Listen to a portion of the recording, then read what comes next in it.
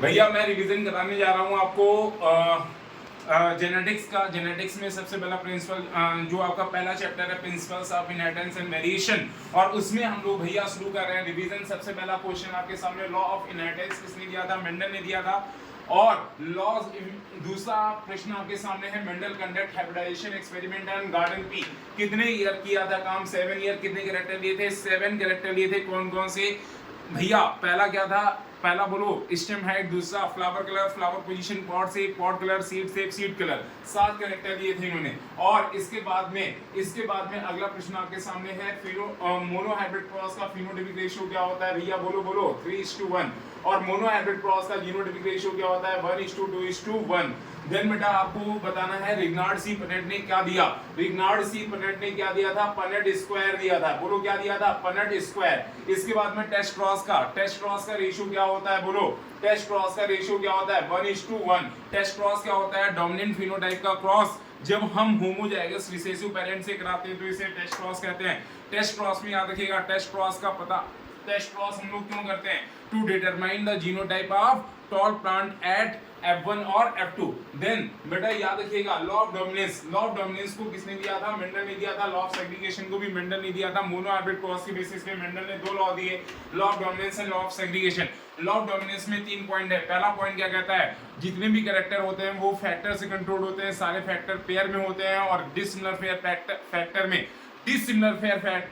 Factor में एक dominant होता है, दूसरा रिसेसिव होता है। लॉ ऑफ सेग्रीगेशन भी मेंडल ने दिया था। इसमें इन्होंने बताया अगर पेरेंट होगा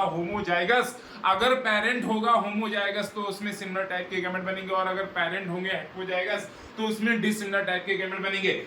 इनकम्प्लीट डोमिनेंस का एग्जांपल क्या है? स्नैपड्रैगन। और ये जो स्नैपड्रैगन है भैया याद रखिएगा, इसी को हम लोग कहते हैं एंटीरेनम, इसी को कहते हैं डॉग फ्लावर। और इसका दूसरा एग्जांपल है मीराबिलिस चिलापा। मीराबिलिस चिलापा का दूसरा नाम है 4 o'clock प्लांट या गुलेबास कहते हैं इसे। और इनकम्प्लीट डोमिनेंस का अगर हम फिनोटाइपिक रेशियो देखें तो इसका फिनोटाइपिक रेशियो आता है 1:2:1, और जीनोटाइपिक रेशियो भी आता है 1:2:1। इसका मतलब कौन सा क्रॉस है जिसमें फिनोटाइपिक और जीनोटाइपिक रेशियो भैया सेम आता है? Incomplete dominance. याद रखिएगा इनकम्प्लीट डोमिनेंस भी मोनो हाइब्रिड क्रॉस है। इसमें रेड और व्हाइट फ्लावर के बीच में क्रॉस कराते हैं तो हमें पिंक फ्लावर मिलता है। मतलब जब F1 अपने दोनों पेरेंट से रिजेंबल नहीं करता, मतलब F1 में इन बिटवीन कैरेक्टर आता है, तो इसे इनकम्प्लीट डोमिनेंस कहते हैं। और इनकम्प्लीट डोमिनेंस जो होता है बच्चा याद रखिएगा, इनकम्प्लीट डोमिनेंस जो होता है इसमें आपका फिनोटाइपिक रेशियो तो चेंज हो जाता है लेकिन जीनोटाइपिक रेशियो चेंज नहीं होता। इसके बाद में नेक्स्ट क्वेश्चन आपके सामने है भैया कि ABO blood group are controlled by gene. किस जीन से कंट्रोल होते हैं? आई जीन से। और ये एबीयू ब्लड ग्रुप को कंट्रोल करने वाला आई जीन, इसमें 3 एलील होते हैं। पहला एलील होता है IA, दूसरा एलील होता है IB, और तीसरा होता है स्मॉल आई। याद रखिएगा IA एंड IB ये दोनों शुगर प्रोड्यूस करते हैं, स्मॉल आई कोई भी शुगर प्रोड्यूस नहीं करता। और अगर एबीयू ब्लड ग्रुप में देखा जाए तो आपके पास में 4 फिनोटाइप होते हैं और 6 जीनोटाइप होते हैं। याद रखिएगा यहाँ पर ABU blood grouping also provide good example of. याद रखिएगा एबीयू ब्लड ग्रुपिंग एग्जांपल होता है कोडोमिनेंस का। इसके अलावा ये एग्जांपल होता है मल्टीपल एलिलिज्म का। किसका एग्जांपल होता है? Multiple allelism. याद रखिएगा मल्टीपल एलिलिज्म का भी एग्जांपल है ABU blood grouping. Phenotypic ratio of dihybrid cross क्या होता है? बोलो बोलो 9:3:3:1। याद रखिएगा आपको कितने फिनोटाइप मिलते हैं? यहाँ पे 4। कौन कौन से? Round yellow, round green, wrinkle yellow, wrinkle green. और याद रखिएगा इसका जीनोटाइपिक रेशियो क्या आता है? 1:2:1:2:4:2:1:2:1। याद रखिएगा क्रोमोसोमल थ्योरी ऑफ इनहेरिटेंस को सबसे पहले किसने दिया था? सटन एंड बोवेरी ने दिया था। और यहाँ पे आपको याद रखना पड़ेगा क्रोमोसोमल थ्योरी ऑफ इनहेरिटेंस को एक्सपेरिमेंटली प्रूव किसने किया था? TH मॉर्गन ने। एक बात और याद रखिएगा, TH मॉर्गन ने ड्रोसोफिला पे काम किया था। ड्रोसोफिला जिसे हम लोग टाइनी फ्रूट फ्लाई कहते हैं, और इसे लेने के पीछे इनके 5 रीजन थे। पहली बात, ड्रोसोफिला को आसानी से सिंपल सिंथेटिक मीडियम में ग्रो कर सकते हैं। दूसरी बात, आपकी जो ड्रोसोफिला है इसमें सिंगल मैटिंग से large number of progeny produce होती है। तीसरी बात, ये जो आपकी ड्रोसोफिला होती है ये आपकी ड्रोसोफिला का लाइफ साइकिल छोटा होता है। चौथी बात, इसमें आपके बहुत सारे हेरिडिटी वेरिएशन देखने को मिलते हैं। और इसमें सेक्सुअल डायमॉर्फिज्म आसानी से देखने को मिलती है, मतलब यहाँ पे जो मेल होता है वो छोटा होता है और फीमेल जो होती है वो बड़ी होती है। और फीमेल में एग लेइंग स्ट्रक्चर होता है। नाम बताना है आपको, वो बताइएगा, कमेंट करके बताइएगा। भैया टर्म लिंकेज एंड रिकॉम्बिनेशन किसने दिया था? याद रखिएगा टी.एच. मॉर्गन ने। थॉमस हंट मॉर्गन ने क्या दिया था? थॉमस हंट मॉर्गन ने दिया था आपका भैया लिंकेज टर्म और रिकॉम्बिनेशन टर्म। आप बताइए लिंकेज क्या होता है? लिंकेज क्या होता है आपका? लिंकेज क्या है? Physical association of gene present on the same chromosome is called linkage. Recombination क्या होता है भैया? रिकॉम्बिनेशन का मतलब क्या होता है? बोलो बोलो बोलो। रिकॉम्बिनेशन का मतलब होता है नॉन पेरेंटल जीन कॉम्बिनेशन का बनना। क्या कहलाता है? Recombination.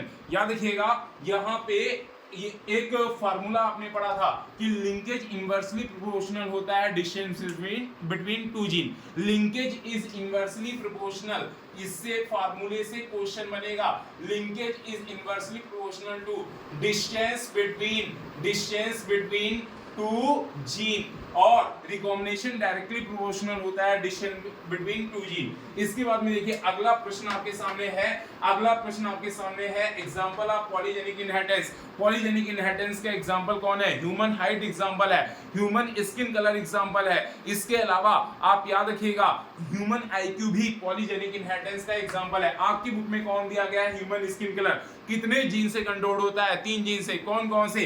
Capital A, capital B, capital C gene से। अब इसके बाद में हम लोग पढ़ते हैं भैया example of pleiotropy. Example of pleiotropy कौन है? Phenyl ketonuria.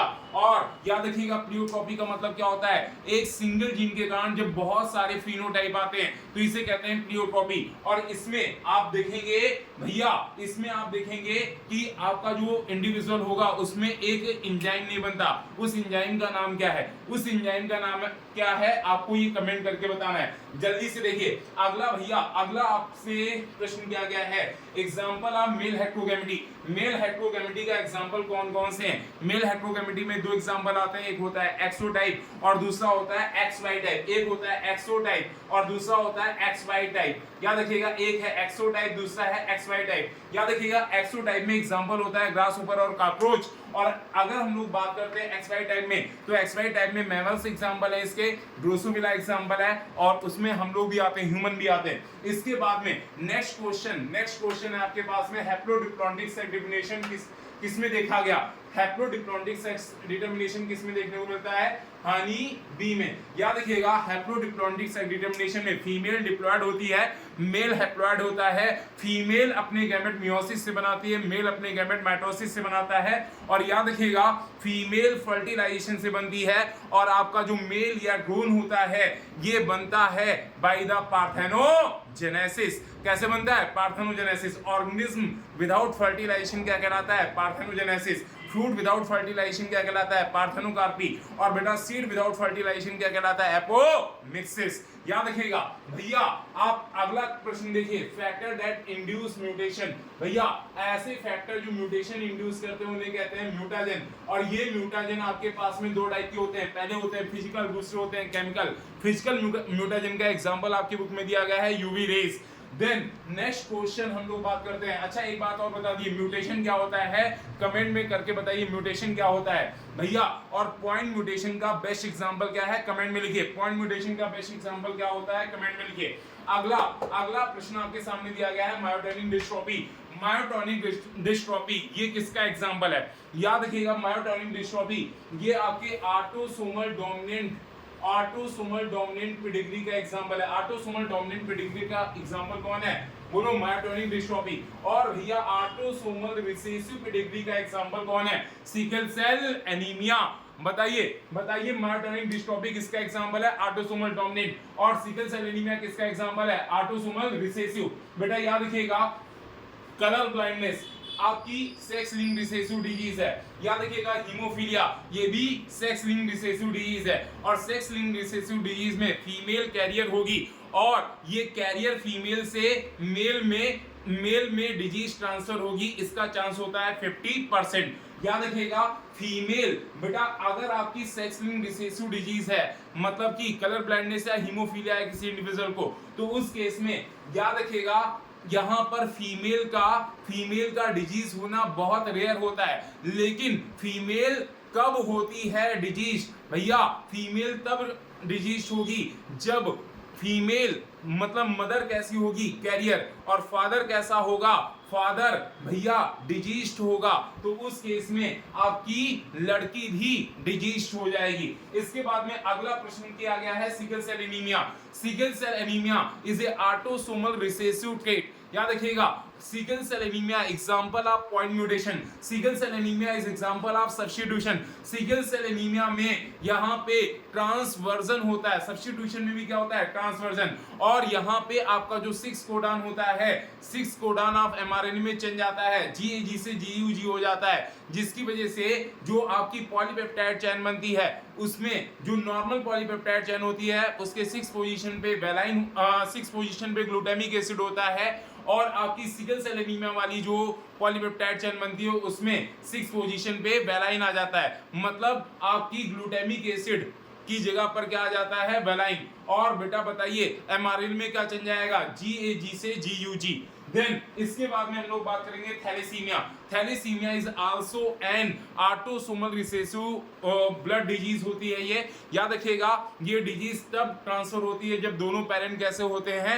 हेटेरोजाइगस कैरियर होते हैं। और याद रखिएगा थैलेसीमिया में कौन सी चेन अफेक्टेड है? अल्फा चेन अफेक्टेड है या बीटा चेन अफेक्टेड है? इस बेसिस पे दो टाइप की होती है, अल्फा थैलेसीमिया और बीटा थैलेसीमिया। अल्फा थैलेसीमिया दो क्लोजली रिलेटेड जीन से कंट्रोल होती है। आपका ये दो क्लोजली रिलेटेड जीन कौन कौन है? HbA1 और HbA2। ये दोनों जीन क्रोमोसोम नंबर 16 पे पाए जाते हैं। और आपका जो दूसरा बीटा थैलेसीमिया है, ये केवल सिंगल जीन से कंट्रोल होती है। वो सिंगल जीन का नाम है HBB जीन, और ये HBB जीन क्रोमोसोम नंबर 11 पे होता है। एक बात और याद रखना, सिकल सेल एनीमिया में क्योंकि केवल और केवल आपकी जो बीटा चेन ऑफ हीमोग्लोबिन है वो डिफेक्टेड होती है, और इस वजह से उसकी क्वालिटी में चेंज आता है। तो sickle cell anaemia is a qualitative problem, while thalassaemia इसमें ग्लोबुलिन मॉलिक्यूल की सिंथेसिस कम होने लगती है। इस वजह से thalassaemia is a quantitative problem. बताइए क्वांटिटेटिव प्रॉब्लम कौन है? क्वांटिटेटिव प्रॉब्लम कौन है? थैलेसीमिया। और बताइए क्वालिटेटिव प्रॉब्लम कौन है? Sickle cell anaemia. इसके बाद में देखिए अगला प्रश्न है आपके सामने फिनाइलकीटोन्यूरिया। फिनाइलकीटोन्यूरिया के बारे में याद रखिएगा, ये इनबॉर्न एरर मेटाबॉलिज्म होती है। ये आपकी ऑटोसोमल रिसेसिव ट्रेट होता है। इसमें आपका एक एंजाइम होता है जिसका नाम होता है फिनाइलएलानाइन हाइड्रोक्सिलेज। ये एंजाइम नहीं बनता, जिसकी वजह से फिनाइलएलानाइन टायरोसिन में कन्वर्ट नहीं होता, जिसकी वजह से फिनाइलएलानाइन फिनाइल पायरुविक एसिड की फॉर्म में ब्रेन में एक्यूमुलेट होने लगता है, जिसकी वजह से मेंटल रिटार्डेशन होता है, स्किन पिगमेंटेशन होता है, स्किन चिकत्तेदार हो जाती है, और इसका पुअर एब्जॉर्प्शन होता है बाय द किडनी, और इस वजह से भैया ये डिजीज खतरनाक है। इसके बाद में अगला आपके सामने दिया गया है एन्यूप्लॉइडी। एन्यूप्लॉइडी का मतलब क्या होता है? जब आपका सेल डिवीजन होता है, ड्यूरिंग सेल डिवीजन अगर क्रोमैटिड का सेग्रीगेशन नहीं हो पाता, नॉन डिस्टिंक्शन ऑफ क्रोमोसोम हो जाता है, तो इसे एन्यूप्लॉइडी कहते हैं। एन्यूप्लॉइडी में आप देखते हैं दो चीजें, यहां पर आपको मोनोसोमी और ट्राइसोमी दिखती है। ट्राइसोमी का एग्जांपल डाउन सिंड्रोम है और मोनोसोमी का एग्जांपल टर्नर सिंड्रोम है। याद रखिएगा डाउन सिंड्रोम में 21 क्रोमोसोम की एक एक्स्ट्रा कॉपी पाई जाती है। टर्नर सिंड्रोम में आपकी एक एक्स क्रोमोसोम जो सेक्स क्रोमोसोम होती है उसकी एक्स्ट्रा कॉपी एक एक्स क्रोमोसोम की कॉपी नहीं पाई जाती। भाई एक एक्स क्रोमोसोम टर्नर सिंड्रोम में गायब हो जाता है। और टर्नर सिंड्रोम कहां होता है? फीमेल में। टर्नर सिंड्रोम कहां होता है? फीमेल में। इसके बाद में अगला प्रश्न आपके सामने दिया गया है। अगला प्रश्न है आपके सामने डाउन सिंड्रोम। याद रखिएगा एक टर्म रह गया पॉलीप्लॉइडी। पॉलीप्लॉइडी क्या होती है? पॉलीप्लॉइडी क्या होती है भाई? जब आपका सेल डिवीजन हो जाता है लेकिन साइटोकाइनेसिस फेल हो जाती है। आफ्टर टेलोफेज स्टेज जब साइटोकाइनेसिस फेल हो जाती है तो होल सेट ऑफ जीनोम में चेंज आता है, इसे हम लोग पॉलीप्लॉइडी कहते हैं। पॉलीप्लॉइडी ऑफनली seen in plants. Then next question आपका दिया गया है Down syndrome. Down syndrome trisomy का एग्जांपल है, इसे लैंगडन डाउन ने खोजा था। याद रखिएगा डाउन सिंड्रोम में आपका जो बच्चा होता है उसमें फिजिकल, मेंटल और मोटर, साइकोमोटर डेवलपमेंट रिटार्डेड होता है। इसके बाद में याद रखिएगा क्लाइनेफेल्टर सिंड्रोम। क्लाइनेफेल्टर सिंड्रोम और डाउन सिंड्रोम ये दोनों ही ट्राइसोमी के एग्जांपल होते हैं। ये दोनों ट्राइसोमी के एग्जांपल है, मतलब 2n+1 होगा। और अगर हम लोग टर्नर सिंड्रोम की बात करें तो टर्नर सिंड्रोम 2n-1 होता है, मतलब कि मोनोसोमी का एग्जांपल होता है। याद रखिएगा क्लाइनेफेल्टर सिंड्रोम में आप देखेंगे यहां पर आपका एक एक्स्ट्रा एडिशनल एक्स क्रोमोसोम आ जाता है क्लाइनेफेल्टर सिंड्रोम में। और याद रखिएगा डाउन सिंड्रोम में आपकी जो 21st क्रोमोसोम है उसकी एडिशनल कॉपी पाई जाती है, और टर्नर सिंड्रोम में एक एक्स क्रोमोसोम पाया नहीं जाता। और याद रखिएगा कि क्लाइनेफेल्टर सिंड्रोम में यहां पे आपको कैरियोटाइप क्या दिखाई देगा, XXY। और अगर हम लोग टर्नर सिंड्रोम देखें तो टर्नर सिंड्रोम का कैरियोटाइप क्या होगा, XO। और यहाँ पे number of chromosome, Turner syndrome में नंबर ऑफ क्रोमोसोम कितने होंगे, 45। ऐसी फीमेल कैसी होगी, स्टेराइल। क्लाइनेफेल्टर सिंड्रोम का जो मेल होता है उसमें हो जाती है गायनेकोमेस्टिया। और याद रखिएगा जो टर्नर सिंड्रोम है, टर्नर सिंड्रोम में ये फीमेल में होगा, इसमें ओवरीज रूडिमेंट्री होंगी, सेकेंडरी सेक्सुअल कैरेक्टर बहुत अच्छे से डेवलप्ड नहीं होंगे। जय हिंद, जय भारत।